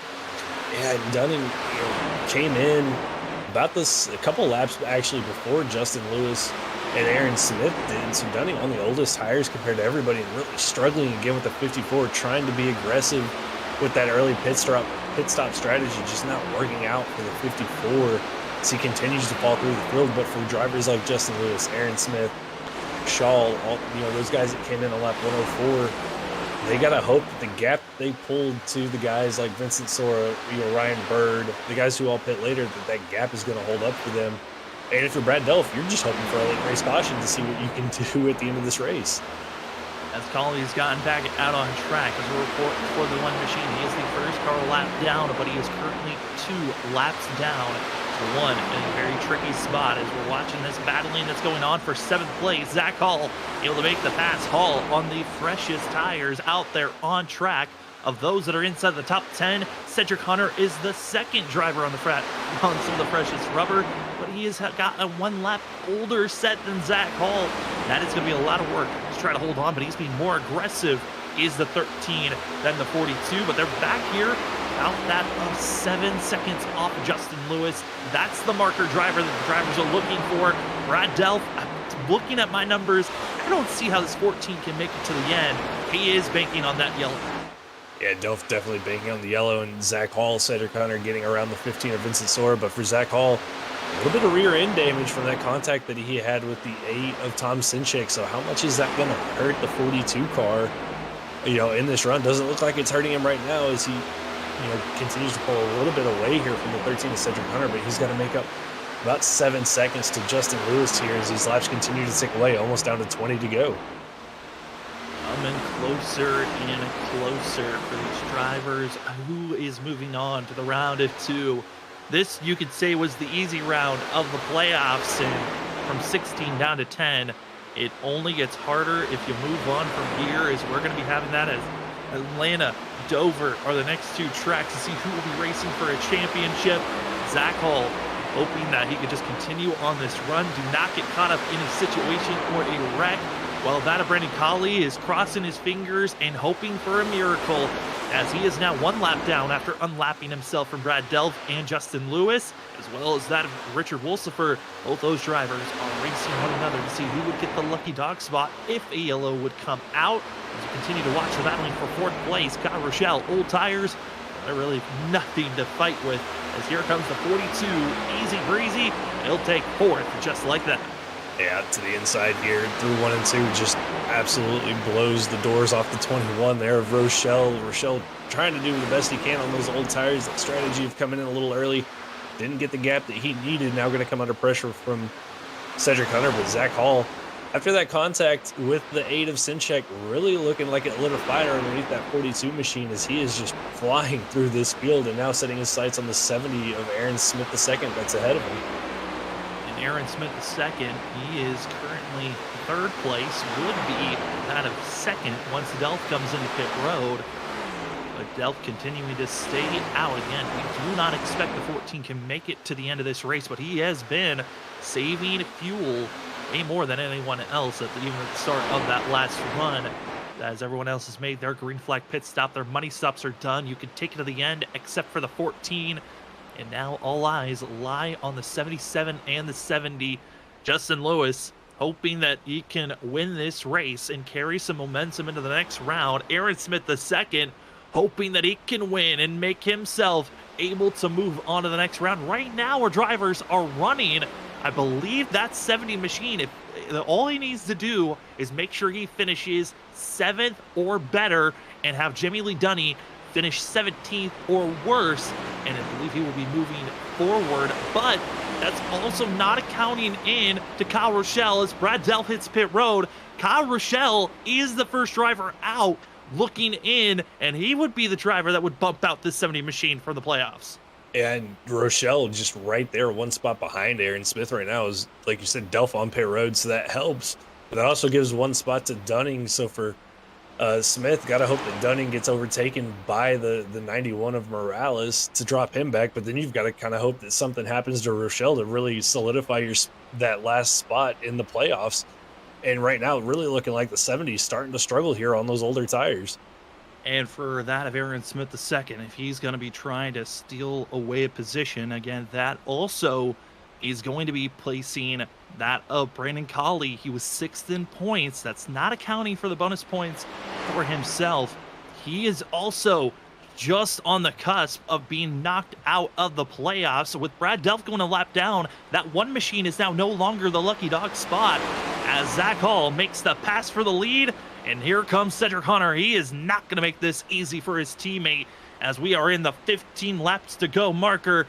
Trevor, anything could go. Anyone could be knocked in, put out, but Kyle Rochelle with the pass over that of Aaron Smith II, that is clinching his fate to try to move himself into the playoffs. He was 11th coming into tonight. He was outside looking in, having a fantastic run to try to set himself to move on to the next round. Yeah, only needed to finish, I believe, 4 spots ahead of Dunning, 5 spots ahead of Dunning, not counting any bonus points. And right now, with where Dunning's running down in 16th, Rochelle looking good to make it to the next round. But for Aaron Smith, losing that 1 spot to Rochelle, pretty much I think that's going to knock the 70 machine out, even with the bonus points that he got here tonight. So just got to hope that maybe for the 70, there's a late race caution that can change things up, and anything's possible. I mean, we've seen at Darlington, we had long green flag runs all night long, and then all of a sudden a late race caution. So these drivers holding their breath as these laps tick away, hoping that the caution doesn't come out. And as they continue to race forward, and drivers that are in a tricky spot that cannot afford to lose any more positions, Ryan Bird, who is in 10th place. He was 9th coming into the night. He was 8 points to the good over that of Kyle Rochelle, and was that of going to be of many more points over that of Aaron Smith II. So Bird is in a comfortable spot as long as he finishes inside of the top 13, and he's currently running in 10th place as the laps continue to tick away. It is that of 12 laps to go, and Zach Hall looking comfortable for himself. And I gotta say, this 42 machine, what a season he's been having. You look at the history for that of seeing Zach Hall. He only had just a couple of wins before. He's looking for his 3rd of the season. And as well, if you're looking to be on a hot streak as well, we'll be on some fire merch. That's what we've got here at Freaky Fast Broadcasting. Go head over to our merch store and go check out some of the great t-shirts, hoodies, and many more merch items that we have in plenty of different colors, sizes, to make sure it fits you and you feel comfortable and looking good. As wintertime is here, might as well go look into the hoodies and make sure that you're cozy as that cold weather is starting to march in. And speaking of marching in, Cedric Hunter marching ever so closer to that rear bumper of Zach Hall, the 13, not letting that 42 get away. Cedric, the runner-up last week at Darlington, trying not to have the same thing happen here this week at Charlotte. Really just trying to find any way that he can to close up and get around that 42 machine. How you make the pass going forward, the stress has been there. But for Cedric Hunter, he is looking for his 2nd win of the season. Zach Hall's looking for his 3rd. And for Zach, this probably would be one of the more meaningful wins for this 42 machine. His 3 other wins that he's had at WSSR career-wise. He won at the Super Speedway. That was his first win at WSSR. That was back in season 2. Then he won this season at that of the Le Mans 1-hour event, then also won at the Southern National. 3, you could say, gimmick races. That first one, Super Speedway, a lot of drivers don't even account that as a true skill win. Wins at Le Mans, a gimmick race that we really don't see these cars at. Same for Southern National. This is going to be the first traditional NASCAR oval track that Zach Hall is trying to find himself in a victory lane with. that it is. But you look back at those 3 wins, I mean, 3 completely different disciplines. You have the super speedway racing, where you got to position yourself in the right spot at the right times and get lucky. Your road course racing, I mean, that takes a lot of skill to get around a road course, even if it is a track that we're not accustomed to going to. Just hitting your braking points and shifting points and being consistent there. And short track racing, I mean, that in and of itself is hard to do, more of a rhythm thing. But the traditional win, I think, would mean a lot to Zach and build the momentum going into not only a super speedway but a short track race in the next round.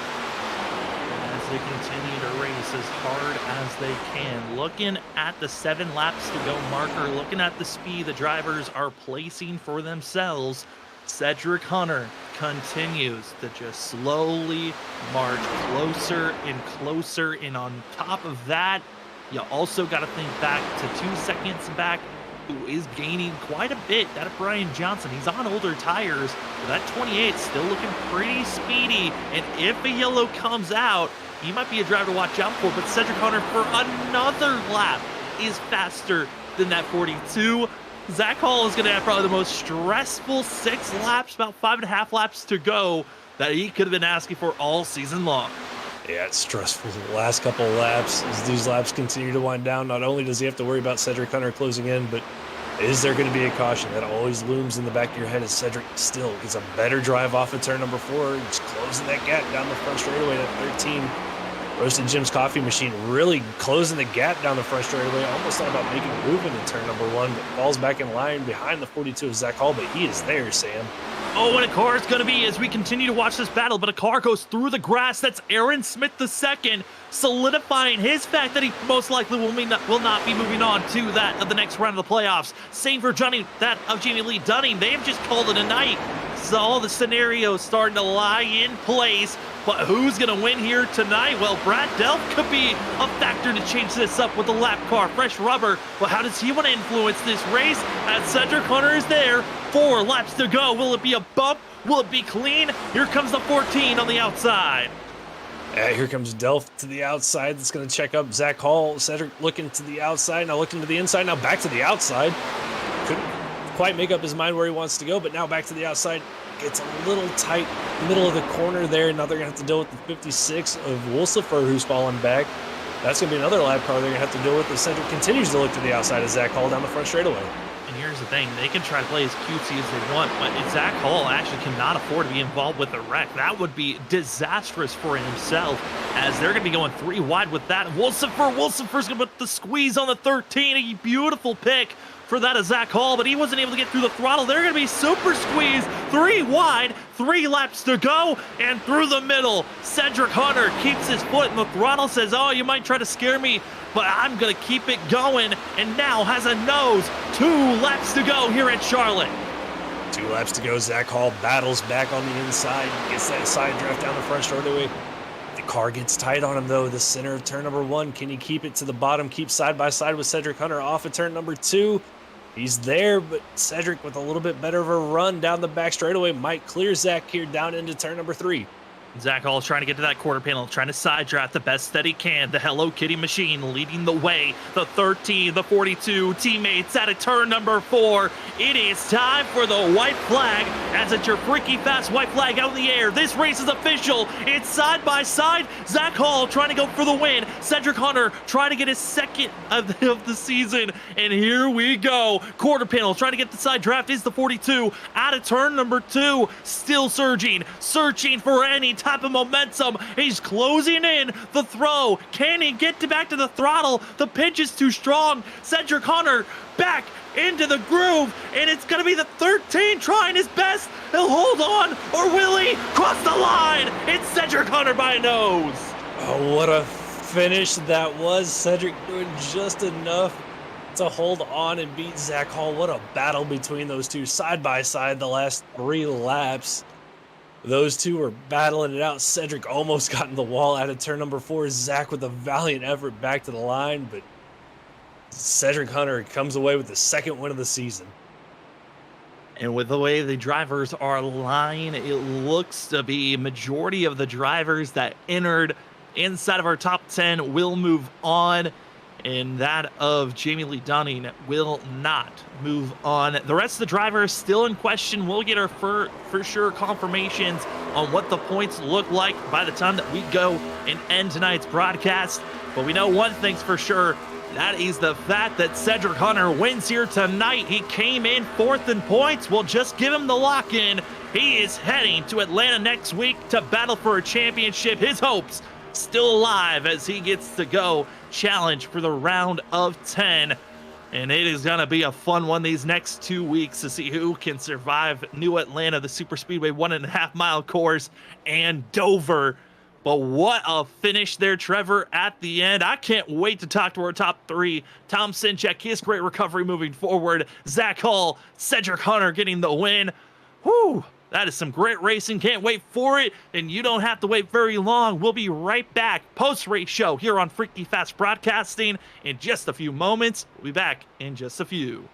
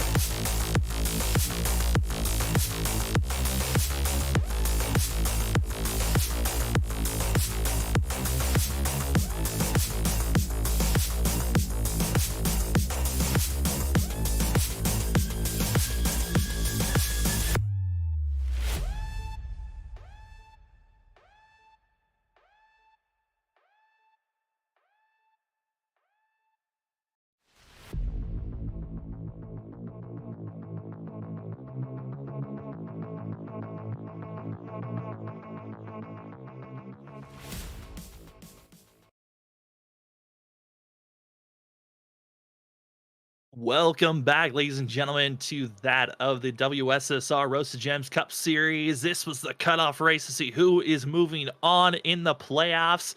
And tonight gave us a spectacular finish. We got to see a ton of different storylines being thrown out.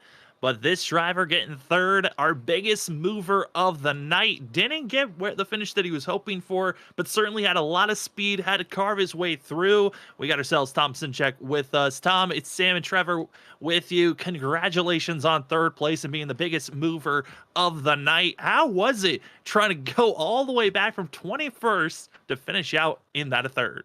It was very difficult.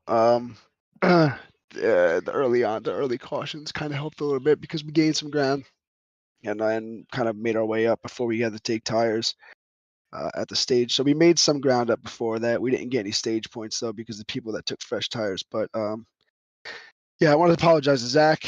I have a brand new headset. I had no idea it was put until the last second. So when I saw him go low, I was like, I kind of messaged over the radio. I'm like, I didn't realize you were going to go that low. I thought you were going to go a little bit lower. So by the time I realized he was pitting, I kind of clipped him, and I probably cost both of us the race with the damage that I gave him. But totally unintentional. Didn't hear it because I didn't tune this thing in yet to like kind of hear Discord or race chat and the other thing. So definitely my fault. 100% on me. Really, really feel bad about it. Well, Tom, you showed great speed all night long. Even with that little bit of contact there with Zach on pit entry. Next week's new Atlanta, the Super Speedway. You make it to the next round of the playoffs. What are your thoughts going into next week with the unknown that is Atlanta Super Speedway? I'm pretty sure me, Zach, and Cedric. No, we definitely know Cedric definitely made it. We all made it into the next round. Next week is actually not as super speedway as some people think. That if you're alone, you drive it like it was old Atlanta, but it definitely is full throttle all the way through, but just tighter, and you really got to be on the wheel a lot more than you do when you would be at a super speedway, like a real super speedway. Well, Tom, again, congratulations on a top 3 finish here this evening. And before we let you go, the floor is yours for any shout outs. Yeah, shout out to Late Apex. I think we had a pretty good run today. I'm not sure if we all made it into the next round. I'm not sure everybody finished. But yeah, shout out to Cedric for winning and Zach for overcoming that. He almost had that, even though I screwed him, and I still feel bad for it. And yeah, shout out to Robert. I heard that he's doing better, and really glad for that. And we're all repping some RM on our car. Hopefully he noticed if he's watching. But good race overall for us, and on to New Atlanta, and hopefully we don't die. We hope that y'all can survive next week as well. And big thanks, Tom, for making that RM logo for Robert as well. And congratulations on third place, and good luck heading into the round of 10 playoffs. Yes, sir. As we go from third place, we had to second place with the side-by-side racing and the contact that we got to see for a quick moment.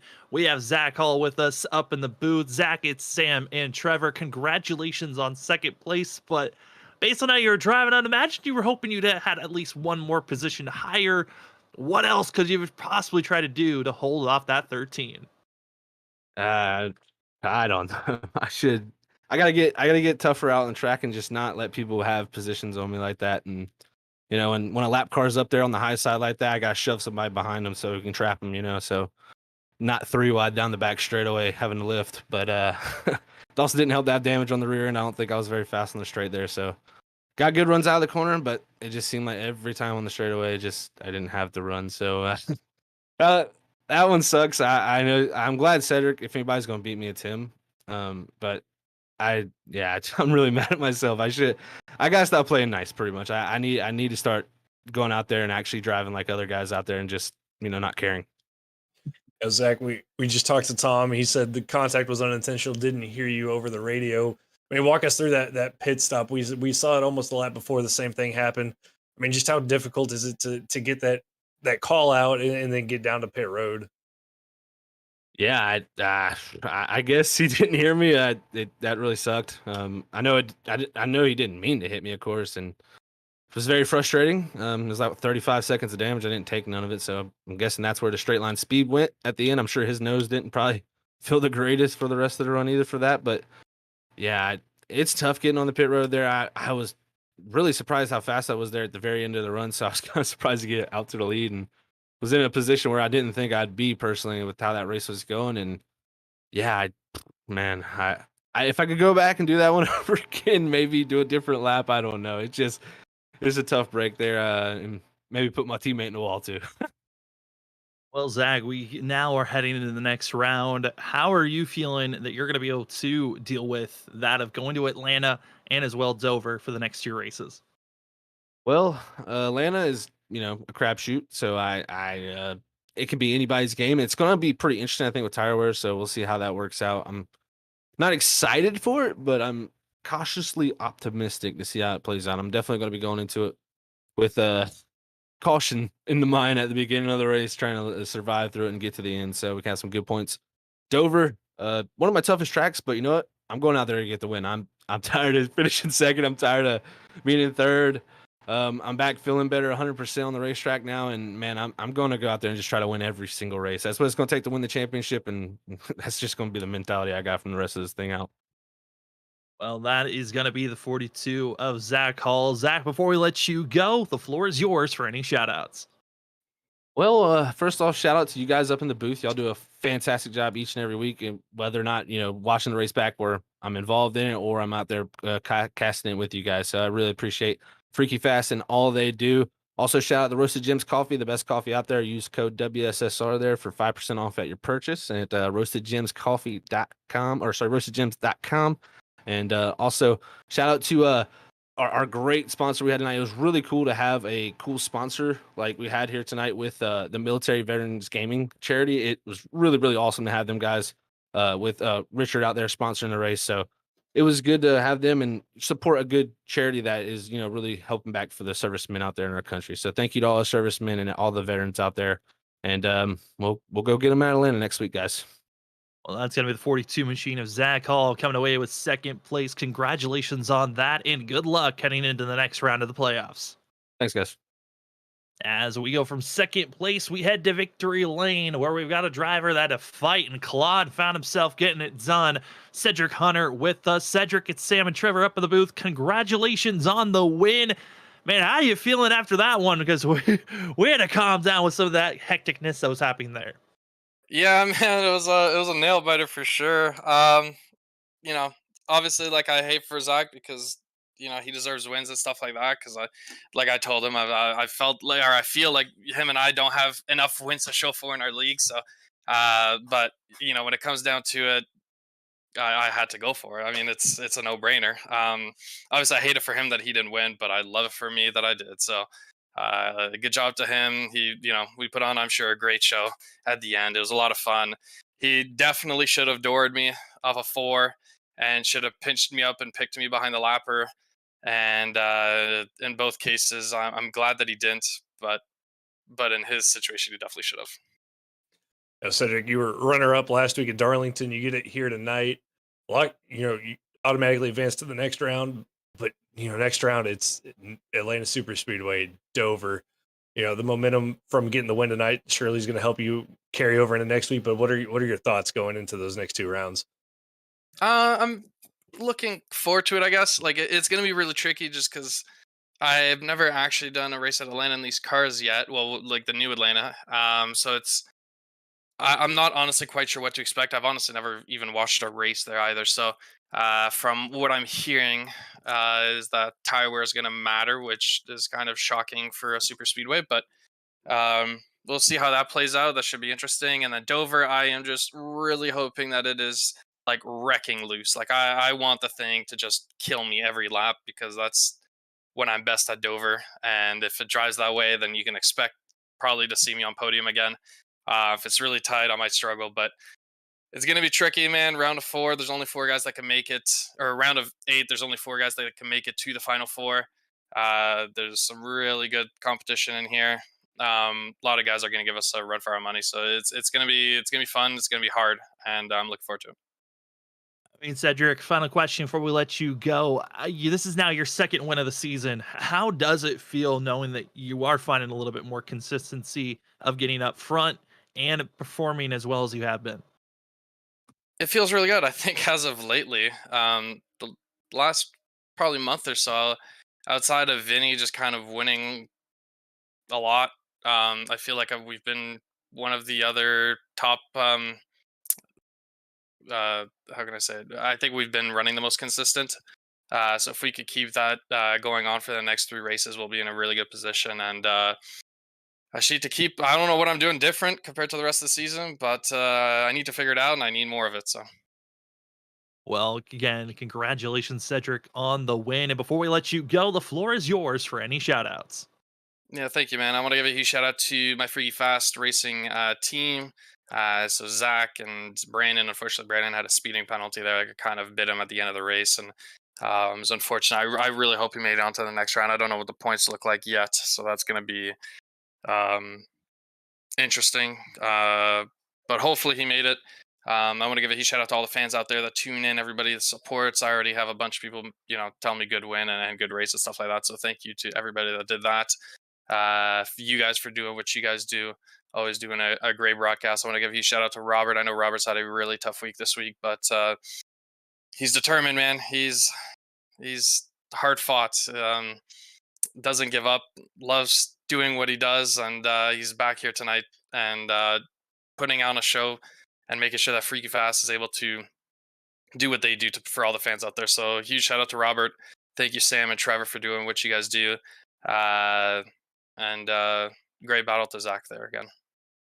That is going to be the 13 machine of Cedric Hunter. Congratulations again on this win, and good luck going in to probably the toughest round of this season with that of Atlanta and Dover. I appreciate it. Actually, one more shout out. Our title sponsor, I completely forgot, Roasted Jumps Coffee. Go check them out. If the completion of your purchase, use code WSSR for 5% off.